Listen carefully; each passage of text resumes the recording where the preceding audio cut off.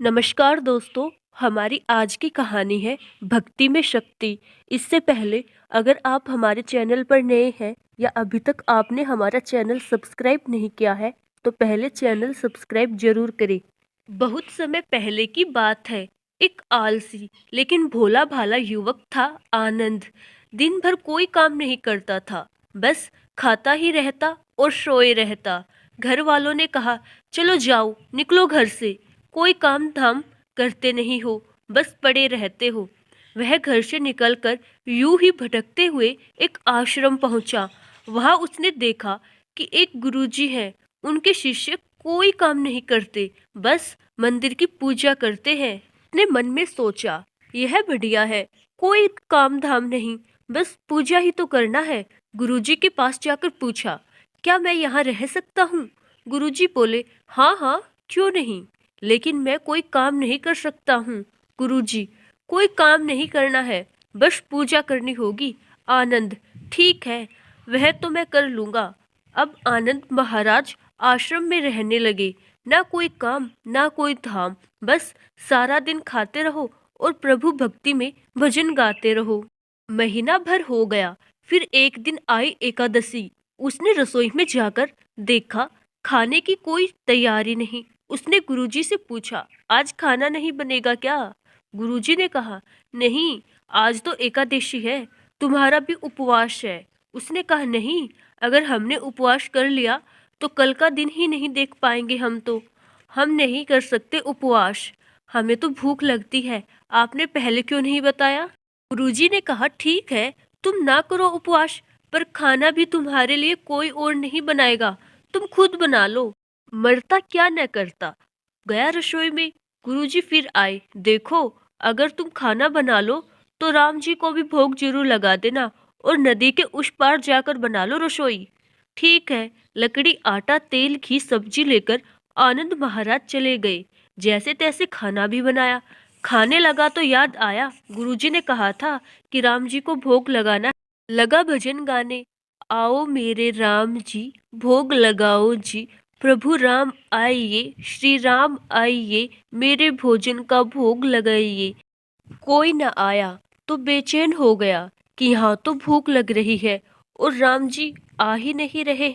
भोला मानस जानता नहीं था कि प्रभु साक्षात तो आएंगे नहीं, पर गुरुजी की बात मानना जरूरी है। फिर उसने कहा, देखो प्रभु राम जी, मैं समझ गया कि आप क्यों नहीं आ रहे हैं। मैंने रूखा सूखा बनाया है और आपको तरमाल खाने की आदत है, इसीलिए नहीं आ रहे हैं ना। तो सुनो प्रभु, आज वहां भी कुछ नहीं बना, एकादशी है, खाना हो तो यह भोग ही खा लो। श्री राम अपने भक्त की सरलता पर बड़े मुस्कुराए और माता सीता के साथ प्रकट हो गए। भगत असमंजस्य में, गुरुजी ने तो कहा था कि राम जी आएंगे, पर यहाँ तो माता सीता भी आई है और मैंने तो भोजन बस 2 लोगों का बनाया है। चलो कोई बात नहीं, आज इन्हें ही खिला देते हैं। बोला, प्रभु मैं भूखा रह गया, लेकिन मुझे आप दोनों को देखकर बड़ा अच्छा लग रहा है। लेकिन अगली एकादशी पर ऐसा न करना, पहले बता देना कि कितने जन आ रहे हो। और हाँ, थोड़ा जल्दी आ जाना। राम जी उसकी बात पर बड़े मुद्दित हुए, प्रसाद ग्रहण करके चले गए। अगली एकादशी तक यह भोला मानस सब भूल गया। उसे लगा प्रभु ऐसे ही आते होंगे और प्रसाद ग्रहण करते होंगे। फिर एकादशी आई। गुरुजी ने कहा, मैं चला गया अपना खाना बनाने पर। गुरुजी, थोड़ा ज्यादा अनाज लगेगा, वहां 2 लोग आते हैं। गुरुजी मुस्कुराए, भूख के मारे बावला है, ठीक है ले जा और अनाज ले जा। अब की बार उसने 3 लोगों का खाना बनाया, फिर गुहार लगाई, प्रभु राम आइए, सीता राम आइए, मेरे भोजन का भोग लगाइए। प्रभु की महिमा भी निराली है। भक्त के साथ कौतुक करने में उन्हें बड़ा मजा आता है।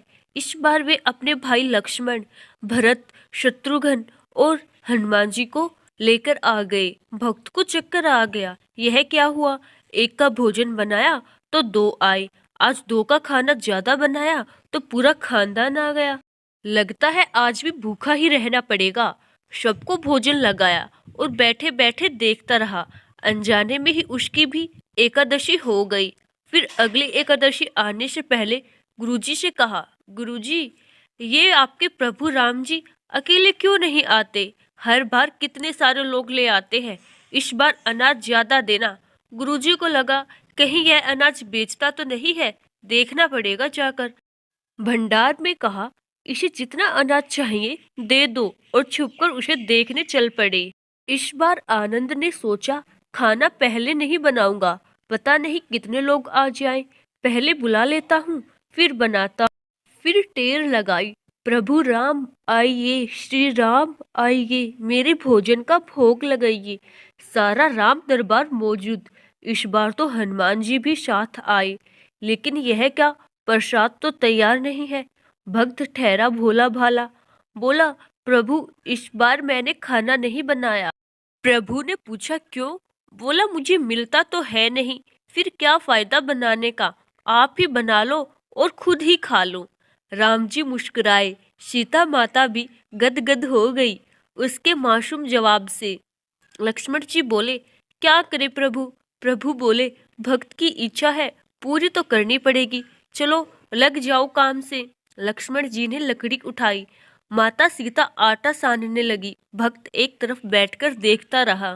माता सीता रसोई बना रही थी तो कई ऋषि मुनि, यक्ष, गंधर्व प्रसाद लेने आने लगे। इधर गुरुजी ने देखा, खाना तो बना नहीं, भक्त एक कोने में बैठा है। पूछा, बेटा क्या बात है, खाना क्यों नहीं बनाया? बोला, अच्छा किया गुरुजी आप आ गए, देखिए कितने लोग आते हैं प्रभु के साथ। गुरुजी बोले, मुझे तो कुछ नहीं दिख रहा तुम्हारे और अनाज के सिवा। भक्त ने माथा पकड़ लिया, एक तो इतनी मेहनत करवाते हैं प्रभु, भूखा भी रखते हैं, और ऊपर से गुरुजी को दिख भी नहीं रहे, यह और बड़ी मुसीबत है।